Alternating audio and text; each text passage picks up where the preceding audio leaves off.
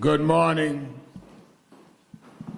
A year ago, on August the 4th of 2005, we had a press conference at National Action Network talking about the disparate impact of the Legionnaires' disease had on citizens in Harlem, and that we wanted them to be treated as fairly and justly as other families, and that we wanted those that were responsible for not taking seriously the exposure to the disease at the work site. We consider this something very serious in our community, that people can go and work so they can earn and take care of their families, and they then end up with an illness that can cause, in this case, 41 claims, 5 wrongful deaths, and we see one side of town being discussed and not Harlem. So it is because of that that we assembled today to say that we are calling on the process that has been filed by the attorneys against the Skanska general contractors and the city and state to respond and deal with the ongoing pain of these families. This legal team headed by the Attorney General of Black America, Ben Crump, represents 6 of the 9 clients. And most of these cases, all but one, were in Harlem. This was contracted in Harlem. They worked in Harlem. Many of their families live in Harlem. And we are not going to allow them to be forgotten as just, oh, this is something that happened. It happened. It needs to be dealt with. Those that were negligent or in any way guilty need to be able to be called into accountability. And National Action Network stands with these lawyers and these families. If they thought we were going away a year ago, today we'll let them know not only are we not going away, I'm reading about people in other areas that are receiving certain kind of attention, and Harlem is being ignored. We will not tolerate that. We will not be silent.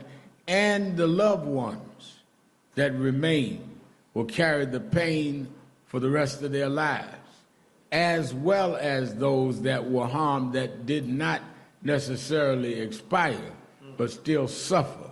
They will carry that. Our lives mean something. You cannot act as though the lives of people and the worth of people depends on what part of the town they live in. Geography does not have anything to do with biology. If Legionnaires' disease was bad in one part of town, it should be valued the same in every part of town. And that is what this is about. So to lay out the legal as well as strategic moving forward, I'm honored to bring again the Attorney General of Black America, Attorney Benjamin Crump. Thank you so much, Reverend Al. And these families, myself and people all over America, we want to thank you for your leadership in times like these. And we applaud you for having us at the House of Justice. Because when people didn't have anywhere to turn in Harlem when they were being affected by this Legionnaires, it was Reverend Al Sharpton and the National Action Network who opened their doors and say, we will find solutions. We will make sure you get the help you need. And so here we are, a year to the day from when we had the first press conference at the House of Justice in the previous location. And I am honored to be here again with my great co-counsel, Attorney Jared Scotto, with Wykes and Luxembourg, and he has Attorney Alana Wonk, Attorney Avelino Garcia, and Felicia Unger, and we have Attorney Nabiha Shear from Ben Crump Law Firm and a whole team of investigators and paralegals who have been working night and day for a year to get to this point.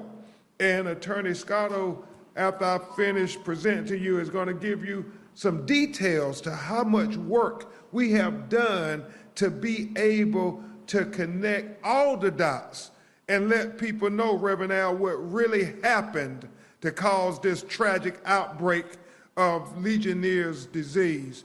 And I love when my mentor, Reverend Al Sharpton, said last year that Harlem is the center of Black America. Historically has always been. That does not mean Harlem should be the center of a Legionnaires outbreak in the city of New York. And so we're here today telling people that Harlem should never get less than. It should get everything that everybody else gets. So today, we're here, as Reverend Al said, representing 41 new claims, including 5 deaths. Our firm represents 6 of the 7 people who died as a result of this Legionnaires outbreak, and we filed 3 new lawsuits today. The lawsuits that we have filed are against the defendants, the City of New York, New York City Health and Hospitals Corporation, Skanska USA Building, Inc., the general contractor, New York City Economic Development Corporation, Nowco Company, LLC, KSW Mechanic, LLC, Kim Aqua Incorporated, and Rising Sun Construction, LLC. And I will tell you, Attorney Scotto and I, we will talk a little bit about it and answer your questions why we sued these defendants, because it is very important that if people are pointing the fingers, that we make sure the right people are held accountable to these beautiful citizens of Harlem. It matters. It matters. And Reverend Sharpton, we are here with these families. We had 9 families, now 10 families have joined us who suffered from the Legionnaires outbreak last year. Nucio Quanto, who was the first person to come forward who had been diagnosed with the Legionnaires, and he was a worker working on the Harlem Hospital and the New York Public Health Lab. And as a result, he'll tell you in his own words, he was forced to retire after he got the Legionnaires, and it still affects him to this day. We have Mimosa Israel, whose nephew died as a result of Legionnaires. We have Lakeisha Plowden, the fiance of Bruce Scott, whose daughter Brooke is also here. He died as a result of the Legionnaires, and Ms. Plowden can tell you it's only a mother who has to answer questions of her daughter why this day is so important in getting accountability for the death of her soulmate. We have Gloria Cooley, who is here with her daughter June, and both of them were diagnosed, and Miss Gloria stayed almost a month hospitalized, and we are just thankful to God, Reverend Al, that she's still here, because we were not so sure this time last year whether she's going to survive. So God left you here for a reason, Miss Gloria, and we're so happy that you are here. Dolores Everett was also diagnosed and spent a significant amount of time at Mount Sinai Hospital. Nakia Bryant is here for her godmother, Rachel Toll, who died as a result of the Legionella bacteria. And then Mary Sewer is here. Everton D'Souza is present. Anthony Stokes is also here, who stayed significant time in the hospital. And Miss Rosa Hart is also here, and some of her family members. And so before Attorney Scott will come and address you, and we have 3 of the families who are going to address you. Nucio, who was the first, Miss Gloria and her daughter June, and the final family we will have address you is Miss Lakeisha Platten and her daughter Brooke, her 6-year-old little angel. I'm sure Bruce is looking down from heaven now. It was just a year ago that our clients were sickened by the Legionella bacteria from the cooling towers in the water system of Harlem Hospital and the New York City Public Health Lab. If you are not already aware, the Legionnaire's disease is a horrible, severe form of pneumonia that comes from breathing in tiny droplets of water that were contained with Legionella. In July 2025, New York City public officials identified the Central Harlem outbreak of the Legionnaire's disease. These entities that we are suing here today all had a responsibility to ensure that the cooling towers and water systems did not harbor Legionella bacteria. To properly maintain, inspect, and operate these towers and systems, and their failures and their negligence is the reasons our clients have suffered so greatly, many of whom died because of the failures of these defendants. Now, while we applaud Mayor Mondani's expeditious efforts to address and stop Legionnaires' outbreak in the Upper East Side just last month, as Reverend Al said, we urge Mayor Mondani and the city to properly resolve this matter with these families. These are people who were injured or killed as a result of this negligence, and the survivors and the families of the deceased deserve to have this matter resolved. We have many with us here today, and they ask the city and these companies to resolve these matters and, as a famous New Yorker said, do the right thing. That's what they're asking for them to do the right thing. An outbreak of this magnitude does not happen in a vacuum.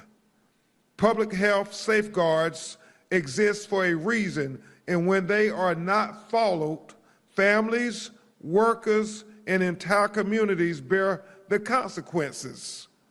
Accountability is essential, not only to provide justice for those who were harmed, but to ensure that a tragedy like this never happens in Harlem or anywhere else in New York in the future. And the last thing I will say, and I guess this was recently reported, Reverend Al, that the report came out, right, Attorney Scotto, and it said the genetic identity of the bacteria that was found in the cooling towers of the Harlem Hospital and the New York City Public Health Laboratory had the same genetic identified bacteria that were in some of our clients who died. That is very significant because those are facts. And so the dots have been connected. We don't want the city to delay this matter. We don't want anybody to ever sweep the lives of the citizens of Harlem under the rug. We want them to resolve these matters expeditiously.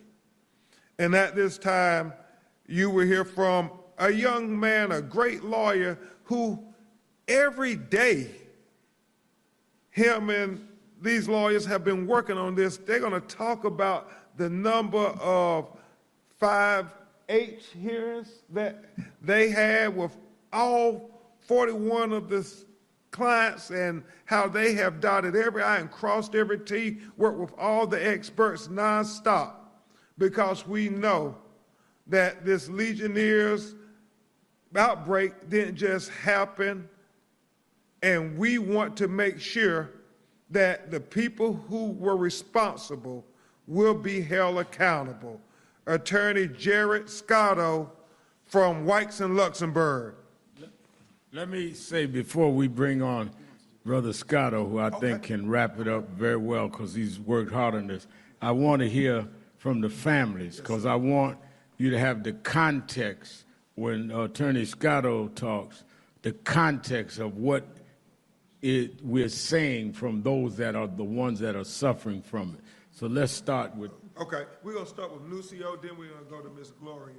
Hey, remember your... I remember Lucio. I find it disheartening that after I was diagnosed with Legionnaires, that my coworkers... Say your name. Oh, sorry, Nunzio Quinto. Like I said, I find it disheartening that after I was diagnosed with Legionnaires, that my coworkers were not notified. And I found this out a few weeks afterwards. And evidently, neither were the people in the neighborhood that lived there. They were also in danger. And that's something to think about, isn't it? How people try to hide when they're doing something wrong, isn't it? Thank you so much, Lucio. Yeah. And now we have Miss June and Miss Gloria Cooley. Hi, good morning. I'm speaking on behalf of my mom. And I just want to let you guys know is that we're still suffering from PTSD through this whole situation. My mom is still receiving medical treatment as follow-up to the damage that was done to her body. And I just want to share a short, brief story how we was received when I brought my mom to the hospital. I found my mom on the floor. I called the ambulance came. The day before I found my mom, I had knee surgery. I couldn't get in the ambulance because I couldn't bend my knee. So I took a cab to the emergency room. When I went there, they told me I couldn't go back and see my mom. They said, oh no, somebody has to come out and see you first. I waited almost 2 hours in pain, trying to see my mom. And I said, well, could you call somebody back there? Let them know I'm here. No, they're going to have to come out and see you. Eventually, somebody did come out. When I went inside, they already seen the doctors. They were already telling her, well, you're going to go home. And I'm looking at them and said, ma'am, my mom can't even walk. She was found on the floor without even moving. She was talking like she had emphysema or something. No. And they accepted that as if that was her normal and then questioned me about, well, when's the last time you saw her? And I'm like, ma'am, that's not her. She can't go home. I can't help it because I can't even walk.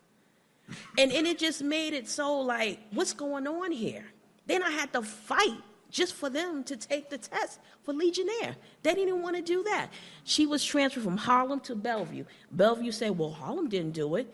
Bellevue said, well, they already gave her a medication, antibiotic, so she may not have it. And then they just kept pushing, and I kept pushing back. If my mom didn't have me, she wouldn't even have known she had Legionnaire, because what they just flat out said was she has pneumonia, but we're going to treat it as if she has Legionnaires. That doesn't make sense to me. Why can't we know? And I don't think that would happen to another neighborhood. I don't think that treatment would happen to another neighborhood. I don't think so. Yeah. And then she had to go to rehab because she still couldn't walk. All this time she in the hospital, she's still bedbound. And this is the person they wanted to send home. I'm like, what's going on? That's all I have to say. Thank God you was there for your mother, Jill. Thank you. And then the final family we will hear from is the family of Bruce Scott, who was a young man who died as a result of the Legionnaires. Good morning. My name is Lakeisha Plowden. I just want to say that it still bothers me and my daughter today. My daughter, she doesn't want to leave my sight unless she's in school. She doesn't want me to go anywhere out of her sight because the last time she seen her dad, he was leaving to go to the hospital in the ambulance, and he never came back after that. So for me, it's very hard because I have to deal with it, and you know, I'm a single mother now, so we don't have her best friend, and we don't have my soulmate anymore. We're gonna fight for you, Lakeisha, and especially you, Brooke. We're gonna fight for you. Attorney Scotto. Thank you very much, Rev. I want to thank Reverend Al, and I want to thank all of the members and the staff here at NAN for welcoming us and allowing us to work so hard for this community. I want to thank my co-counsel and someone who's become a little bit of a mentor to me, Mr. Ben Crump.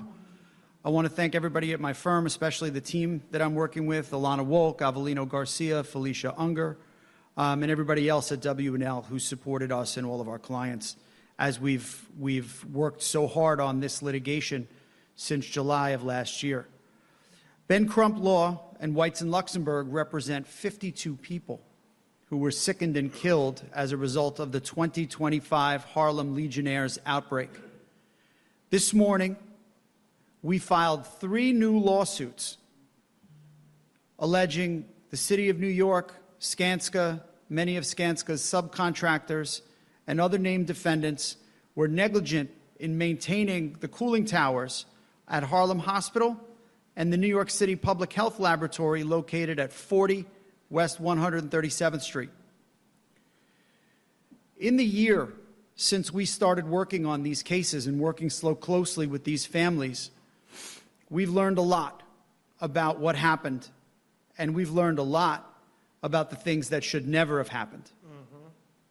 Legionella bacteria is a naturally occurring bacteria. It's found in fresh water. Cooling towers, there were over 6,000 cooling towers in the city of New York, require fresh water in order to run. So they do take in fresh water. Now, there have been outbreaks in New York City in 2015, 2022, 2025, and here we are again in 2026, talking about a widespread, diffuse outbreak just a few blocks south of where this outbreak happened last summer. So this is a foreseeable risk in densely populated urban areas. One of the experts we worked with told me and my team that you couldn't build a better machine to spread Legionella bacteria than a cooling tower. Wow. That's just the way they're designed. And when you see them on hot days like we get so frequently now in New York, with those big plumes of white steam that come out of those cooling towers, Legionella bacteria can spread up to 5 miles. But that didn't need to go 5 miles here in Harlem. Those 2 cooling towers on the top of those 2 city-owned buildings, the Public Health Lab and Harlem Hospital, were less than 1/10 of a kilometer apart. The bacteria that was found in both of those towers was sequenced, and it matched the bacteria that was found in at least 8 of the 118 confirmed cases of Legionnaire's disease that happened in 2025. So those entities knew that this was a risk that could happen in New York. They knew that it was possible for that bacteria to spread and make people so sick and make people die. And this is becoming all too frequent uptown and in the Bronx, that people that live in these areas, we love New York City, we love being close to our neighbors, but that presents an inherent risk that companies and building owners need to take into account. And they didn't do that here. In March of this year, the New York City Department of Health and Mental Hygiene released a final report on the 2025 Legionnaires outbreak. And that report cites, it says the outbreak took place between July 25th, 2025 and October 1st. The symptom onset ranged from July 13th to August 10th. 92 people were hospitalized and 7 died. And the most likely source of that outbreak was the 2 cooling towers that Reverend Al and Attorney Crump and I have spoken about today. So we filed these lawsuits today. We've satisfied all of the requirements to have our clients sit for 50H hearings with the City of New York under oath, where they testified about running errands in Harlem and going to grocery stores and waiting for the bus on Lenox Avenue and going to use the ATM machine at Harlem Hospital because it was the most convenient in the neighborhood. And just doing those normal things that citizens of New York City, citizens of Harlem do every day, they got sick and some of them died. And we said at our first press conference, and I say it again today, this was a foreseeable and avoidable risk that could not have happened absent the negligence of the city, New York City Health and Hospitals, and the companies that Attorney Crump mentioned. So thank you very much. Does anybody have any questions? Thank you, Derek. You mentioned in your opening that, in your opinion, you saw other areas receiving more attention. Can you be more specific exactly? Who were you talking about and where these people were? Well, I'm speaking about, I've read a lot about the East Side. I've read about other areas, and I've not seen the same attention and the same reaction to what goes on in Harlem, where you have these number of people that have been suffering, some are dealing with death, and there has been no redress, and that is why we're moving forward lawsuits. I will be appealing to the mayor and others to pay attention. This happened under the last administration, but the attention is happening right now. We cannot have a disease that affects everybody and then segregate the attention that is given on the disease. The disease spread everywhere and was impactful in Harlem. The reaction and the attention must be just as equally impactful.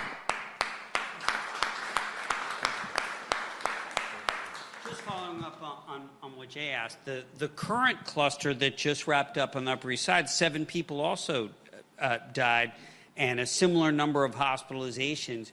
Just wondering if you think logically there may be negligence involved there as well.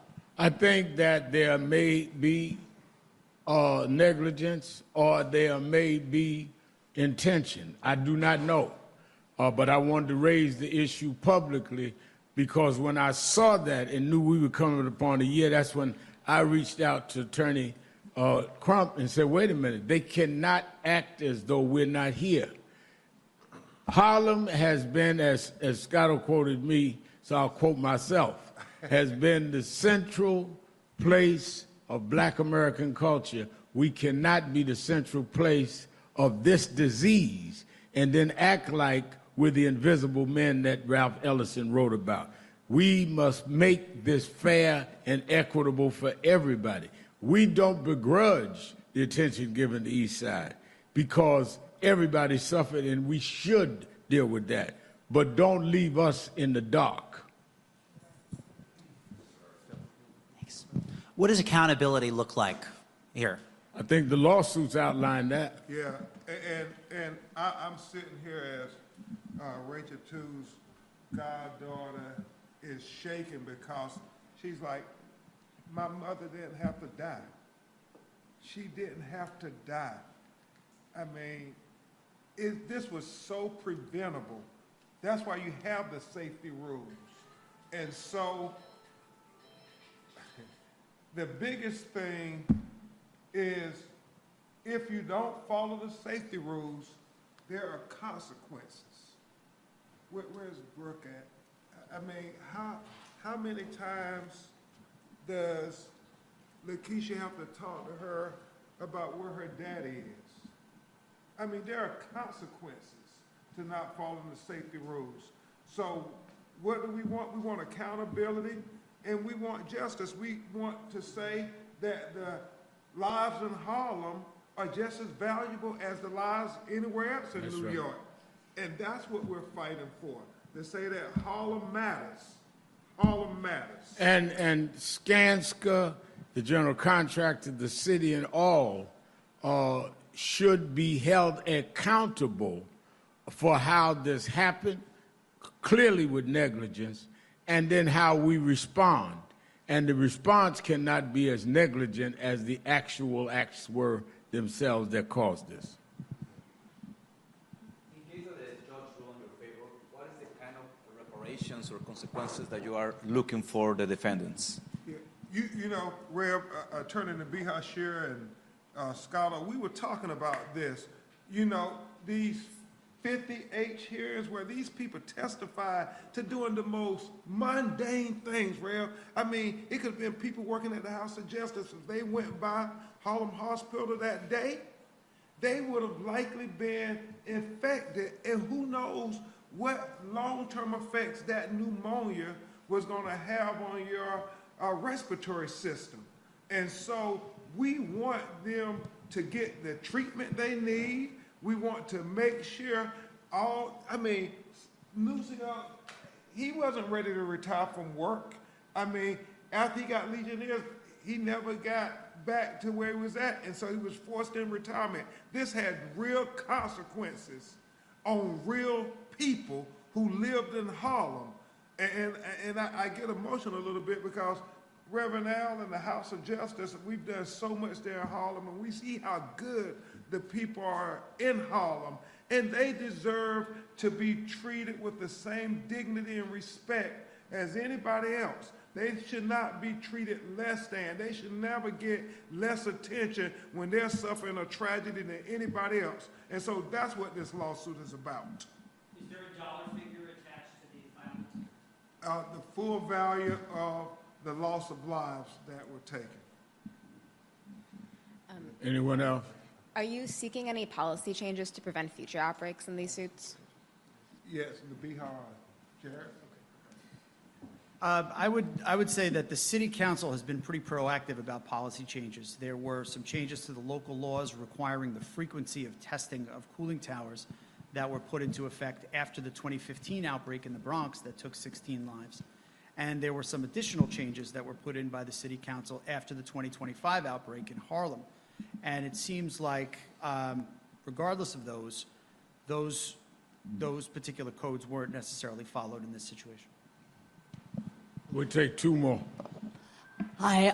Earlier, you guys applauded Mamdani for the work that he's done right now, but you also urged him to pay more attention to these families. I'm wondering if you can elaborate more on what that would look like and what you would like to see from Mamdani. Well, I think that what we're saying, though this happened under the last administration, that we want to direct Mayor Mamdani's attention here because we would hope, and from all that he's done in other areas, the sensitivity here, that he would see that he's demonstrated in other situations. So we're appealing to him, and I'm personally going to appeal to him to deal with these situations. I think what exacerbated this, where I reached out to Attorney Crump and Scotto and their team, is we were coming up on a year, and I'm seeing others being talked about like we're no longer in town, and we're not going to allow that to happen. I don't think the mayor will allow it, but I've been around a long time. I know how to get the mayor's attention.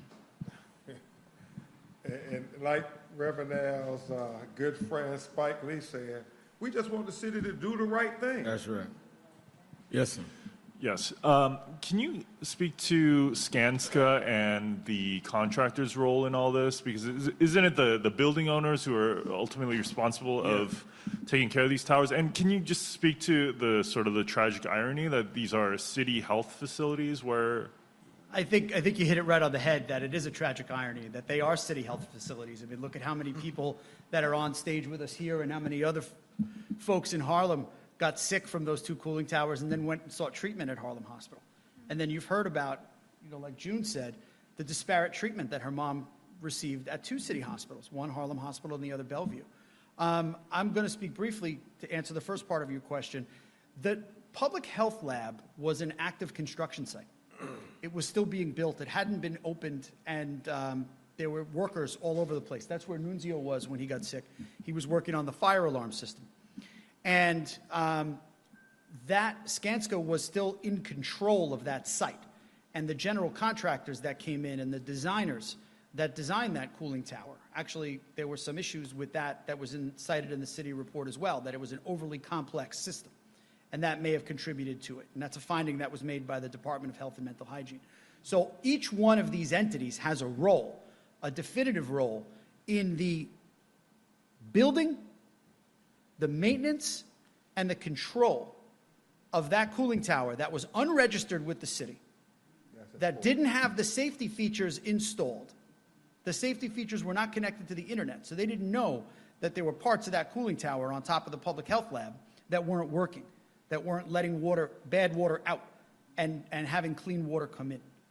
The report is very thorough. It's consistent with our investigation.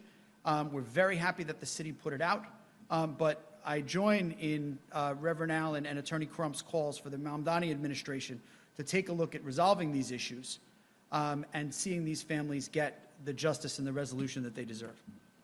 All right. Thank you very much.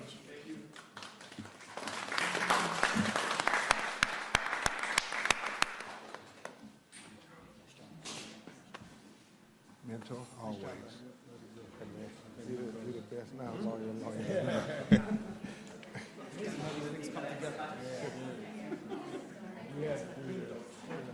That little girl, man. That's so, yeah. Hi.